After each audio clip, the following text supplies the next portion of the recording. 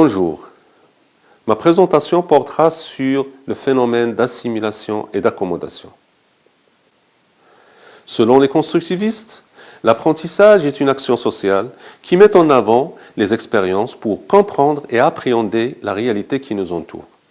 Ils considèrent aussi que la connaissance n'est pas une copie du réel, c'est plutôt une coordination avec le réel. Donc, ce qu'on apercevait n'est pas forcément ce qui existe en réalité. Par conséquent, la connaissance provient de l'interaction avec l'environnement. Il ne s'agit pas d'un état, mais plutôt d'un processus adaptatif en continuel. L'assimilation et l'accommodation.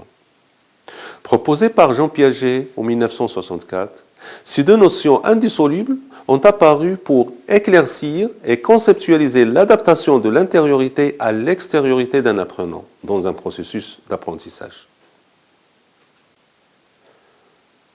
En le confrontant à des obstacles ou à des situations problèmes, l'apprenant mobilisera ses outils de connaissance pour résoudre le problème et ainsi développer sa pensée.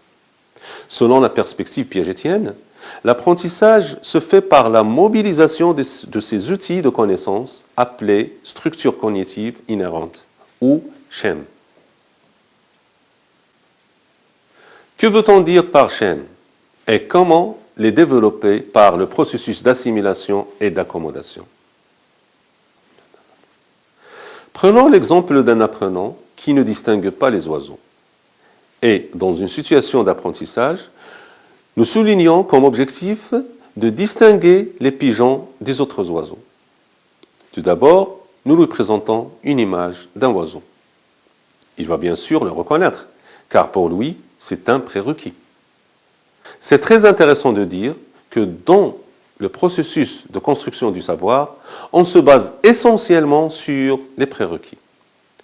La question qui se pose dans ce cas, qui a fait que l'enfant a pu reconnaître l'oiseau? Que se passe-t-il à l'intérieur de lui pour qu'il puisse le reconnaître? Selon Piaget, ceci est grâce à la présence de schèmes oiseaux, que celui-ci a développé lors d'une expérience précédente. L'apprenant met en valeur quelques données comme par exemple le bec, les ailes, la couleur, la forme, la posture ou autre. L'essentiel, c'est qu'il reconnaît l'oiseau de son image. Par ailleurs, l'enseignant est appelé à enrichir ces données chez l'apprenant en lui présentant plusieurs autres supports comme les animations, les simulations ou des vidéos qui représentent un oiseau en train de marcher, de manger, de voler. De cette façon, l'apprenant se familiarisera avec le concept d'un oiseau et développera son schème d'une manière très pertinente, mais sans le modifier. C'est ce qu'on appelle la simulation. La simulation consiste à nuancer un schème déjà présent chez un individu, lorsque celui-ci vit une nouvelle expérience. Il consiste à rajouter des données permettant de mieux percevoir ou reconnaître un oiseau. Par la suite, nous essayerons d'attirer son attention du fait que les oiseaux ne sont pas tous pareils. Il y a des distinctions à faire. On peut trouver un moineau, une corneille ou un pigeon. Il y a une différence entre ces trois espèces, soit au niveau de la forme, du comportement ou même de leur mode de vie. Ceci va créer chez lui ce qu'on appelle un conflit cognitif. Il va pouvoir changer ses schèmes oiseaux et les adapter à de nouvelles données, lui permettant de distinguer les pigeons des autres oiseaux. C'est ce qu'on appelle l'accommodation. L'accommodation est la transformation ou le changement significatif de la structure d'un schème de pensée déjà existant. Pour une adaptation au réel, ce changement se fait encore une fois par l'expérience que vit un individu. Pour ce faire, il y a trois étapes.